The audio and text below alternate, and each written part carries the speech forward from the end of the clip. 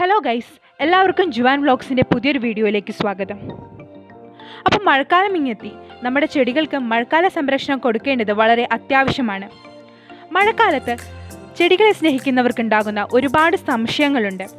ഏതെല്ലാം ചെടി നമ്മൾക്ക് ഹാർഡ് പ്രൂൺ ചെയ്യാം, ഏതെല്ലാം ചെടികൾ ഹാർഡ് പ്രൂൺ ചെയ്യാൻ പാടില്ല, അങ്ങനെ ഒരുപാട് സംശയങ്ങളുണ്ട്. അപ്പോൾ ഈ സംശയങ്ങൾക്കെല്ലാം ഒരു ഉത്തരമായിട്ടാണ് ഞാൻ ഇന്ന് ഈ വീഡിയോ ചെയ്തിരിക്കുന്നത്. അപ്പോൾ തീർച്ചയായും നിങ്ങൾ ഈ വീഡിയോ സ്കിപ്പ് ചെയ്യാതെ മുഴുവൻ കാണും. വീഡിയോയിലേക്ക് കടക്കുന്നതിന് മുമ്പ് നിങ്ങൾ എൻ്റെ ചാനൽ ഇതുവരെ സബ്സ്ക്രൈബ് ചെയ്തിട്ടില്ലെങ്കിൽ തീർച്ചയായും സബ്സ്ക്രൈബ് ചെയ്യണം. അടുത്തുള്ള ബെല്ലൈക്കണിൽ ഓൾ എന്ന ഓപ്ഷൻ കൊടുത്താൽ ഞാൻ അപ്ഡേറ്റ് ചെയ്യുന്ന എല്ലാ വീഡിയോകളും നിങ്ങൾക്ക് കൃത്യമായി നോട്ടിഫിക്കേഷൻ കിട്ടുന്നതാണ്. അപ്പോൾ നമുക്ക് വീഡിയോയിലേക്ക് കിടക്കാം. ആദ്യം നമുക്ക് പ്രൂണിങ്ങിനെ കുറിച്ച് നോക്കാം. ഞാൻ ഈ വീഡിയോയിൽ ഞാൻ എങ്ങനെയാണ് പ്രൂൺ ചെയ്യുന്നതെന്ന് കാണിക്കുന്നുണ്ട്.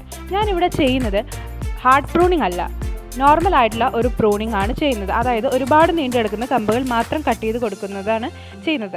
ഇപ്പം നിങ്ങൾക്ക് കാണാൻ വേണ്ടിയിട്ട് ഞാൻ ക്രോട്ടൻസിൻ്റെയും അതുപോലെ തന്നെ ബോഗൺവില്ലയുടെയും 1-2 പ്രൂണിങ് ചെയ്യുന്ന രീതി ഞാൻ കാണിച്ചിട്ടുണ്ട്. ഞാനൊരു കാരണവശാലും ഹാർഡ് പ്രൂണിങ് ചെയ്യാറില്ല. അതിനേക്കാളും എനിക്ക് കൂടുതൽ റിസൾട്ട് തന്നിട്ടുള്ളത് നോർമൽ പ്രൂണിങ് തന്നെയാണ്. പിന്നെ ഈ സമയത്ത് ഏതൊക്കെ പ്ലാന്റ്സ് പ്രൂൺ ചെയ്യാമെന്ന് പറയുകയാണെന്നുണ്ടെങ്കിൽ നമ്മുടെ ഹാർഡ് ആയിട്ടുള്ള, അതായത് കട്ടിയുള്ള തണ്ടുള്ള ചെടികളെ നമുക്ക് പ്രൂൺ ചെയ്ത് നിർത്താം. അതായത് നമ്മുടെ ബോഗൺവില്ല, ക്രോട്ടൺസ് പോലുള്ള ചെടികൾ, അത് നമുക്ക് വുഡി പ്ലാന്റ്സ് എന്ന് വേണമെങ്കിൽ പറയാം. കാരണം ഒരു നല്ല തടി പോലെയാണ് അതിൻ്റെ തണ്ടുകളിരിക്കുക. അതേ സമയത്ത് നമ്മുടെ കോളിയേഴ്സ്, അതുപോലെ തന്നെ ചൈനീസ് ബോൾസം പോലുള്ള ചെടികൾക്ക് തണ്ടുകൾ വളരെ നേർത്തതും അവരുടെ ഒരു വെള്ളമുള്ള തരം തണ്ടുകളാണ്. ഒരിക്കലും ഒരു മരത്തടിയുടെ പോലത്തെ തോന്നിക്കുന്ന ഒരു തണ്ടുകളല്ല. അതായത് ഒരു വുഡി ആയിട്ടുള്ള സ്റ്റെം അല്ല അവർക്കുള്ളത്. അതുകൊണ്ട് തന്നെ അങ്ങനെയുള്ള പ്ലാന്റ്സിനെ ഈ സമയത്ത് പ്രൂൺ ചെയ്യരുത്. അങ്ങനെയുള്ളതിനെ പ്രൂൺ ചെയ്താൽ അവർക്ക് പെട്ടെന്ന് നശിച്ചു പോകാനുള്ള സാധ്യത കൂടുതലാണ്. നമ്മൾ പ്രൂൺ ചെയ്യുമ്പോൾ നമുക്ക് കിട്ടുന്ന കമ്പുകളെ നമുക്ക് പുതിയ പ്ലാന്റ്സ് ആയിട്ട് പ്രൊപ്പഗേറ്റ് ചെയ്തെടുക്കാം. അപ്പോൾ അതിനുള്ള രീതി എങ്ങനെയാണെന്ന് നമുക്ക് നോക്കാം. അപ്പോൾ ഇത് പ്രൂണിങ്ങിൻ്റെ സമയത്ത് നമ്മൾ കട്ട് ചെയ്തെടുത്ത ബോഗൺവില്ലയുടെ കട്ടിങ്സ് ആണ്. അപ്പോൾ ഇതിനെ ഞാൻ പ്രൊപ്പഗേറ്റ് ചെയ്തെടുക്കുകയാണ്. ഇതിനു വേണ്ടി ഞാൻ എടുത്തിരിക്കുന്ന മണ്ണ് സാധാരണ മണ്ണാണ്. പ്രത്യേകിച്ച് വളങ്ങളൊന്നും ഞാൻ ചേർക്കുന്നില്ല. കാരണം ഇത് കിളിർത്തതിന് ശേഷം മറ്റ് പോട്ടുകളിലേക്ക് മാറ്റുന്ന സമയത്ത് മാത്രം ഇനി നമുക്ക് വളം ആഡ് ചെയ്ത് കൊടുത്താൽ മതി. അത്യാവശ്യം വെള്ളം വാർന്നു പോകുന്ന മണ്ണിലാണ് ഞാനിത് നട്ടിരിക്കുന്നത്. കുറച്ച് ഇലകളെല്ലാം ഞാൻ റിമൂവ് ചെയ്ത് കളഞ്ഞിട്ടുണ്ട്. കാരണം അല്ലാന്നുണ്ടെങ്കിൽ കാറ്റെല്ലാം അടിക്കുമ്പോൾ പ്ലാന്റ് ഇളകിപ്പോകാനുള്ള സാധ്യത കൂടുതലാണ്. അതുകൊണ്ടാണ് അങ്ങനെ ചെയ്തിരിക്കുന്നത്.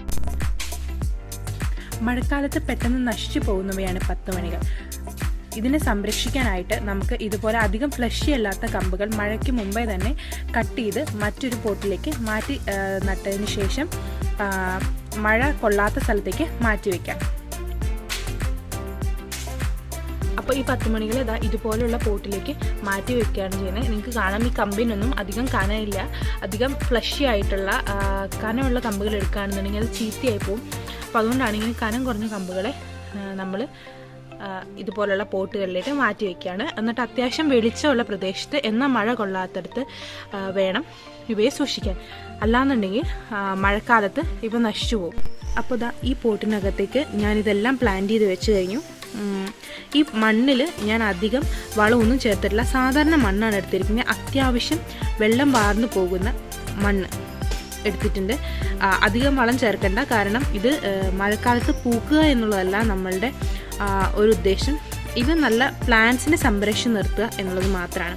അപ്പോൾ അതുകൊണ്ട് തന്നെ നമ്മൾ ഒരുപാട് വളം ചേർത്ത് കൊടുക്കേണ്ട. ജൈവവളം ഒരുപാട് ചേർക്കുകയാണെന്നുണ്ടെങ്കിൽ ചെടി ചീഞ്ഞു പോകാനുള്ള സാധ്യതയും വളരെ കൂടുതലാണ്.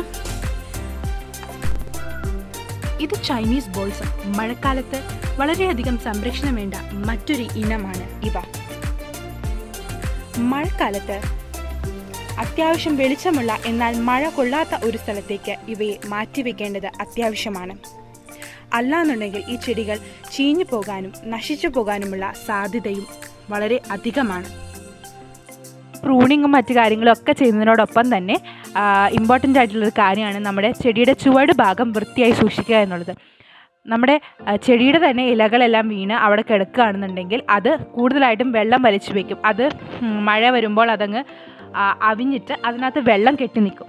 അപ്പോൾ അങ്ങനെയാണെന്നുണ്ടെങ്കിൽ നമ്മുടെ ചെടി പെട്ടെന്ന് നശിച്ചു പോകും. അപ്പോൾ അങ്ങനെയുള്ളതെല്ലാം നമ്മൾ ക്ലിയർ ചെയ്ത് കളയുക. പിന്നെ നമ്മുടെ ചെടിയുടെ ചുവട് ഭാഗത്ത് വളർന്നു നിൽക്കുന്ന പുല്ലുകളെയും നമ്മൾ പറിച്ച് ക്ലീൻ ചെയ്ത് വെക്കണം.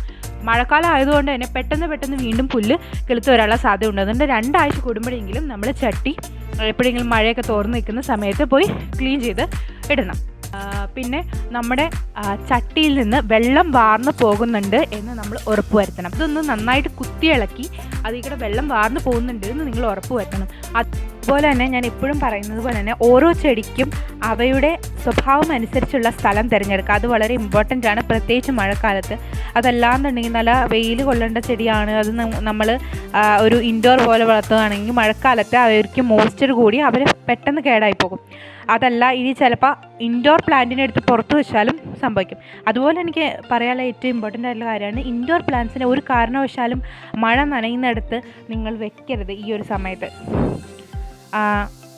ഒരല്പം പോലും മഴ അവർക്ക് കൊള്ളരുത്. അതുപോലെ തന്നെ അതെല്ലാവർക്കും ശ്രദ്ധിക്കാൻ പറ്റുന്ന കാര്യം, എല്ലാവർക്കും അറിയാവുന്ന കാര്യമായിരിക്കും, എങ്കിൽ കൂടി അറിയാത്തവർക്ക് വേണ്ടി പറഞ്ഞതാണ്.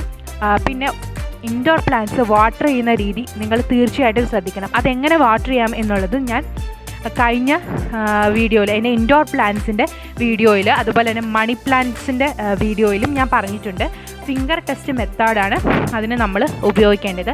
അപ്പോൾ ആ വീഡിയോ കാണാത്തവർ തീർച്ചയായും ആ വീഡിയോ കാണണം. ആ ഫിംഗർ ടെസ്റ്റ് മെത്തേഡിനെ കുറിച്ച് ഞാൻ മണി പ്ലാന്റിൻ്റെ വീഡിയോയിൽ കാണിച്ചു തന്നിട്ടുണ്ട്.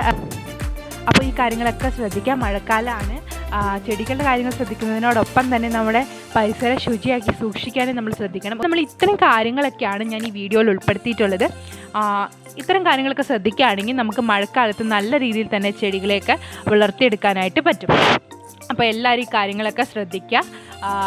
മഴക്കാലമാണ്, കൊറോണ കാലമാണ്, അതുകൊണ്ട് അധിക അസുഖങ്ങളൊന്നും വരാതെ ഒക്കെ എല്ലാവരും സേഫായിട്ടിരിക്കുക. നിങ്ങൾക്ക് എൻ്റെ വീഡിയോ ഇഷ്ടപ്പെട്ടെങ്കിൽ തീർച്ചയായിട്ടും ലൈക്ക് ചെയ്യുക, ഷെയർ ചെയ്യുക, കമൻറ്റ് ചെയ്യുക. നിങ്ങൾക്ക് എന്തെങ്കിലും സംശയങ്ങളുണ്ടെങ്കിൽ തീർച്ചയായിട്ടും കമൻറ്റായിട്ട് എന്നെ അറിയിക്കാവുന്നതാണ്. കാരണം നിങ്ങളുടെ അഭിപ്രായങ്ങളും തീർച്ചയായിട്ടും കമൻറ്റായിട്ട് പറയണം. അപ്പോൾ ഇത്രയേ ഉള്ളൂ.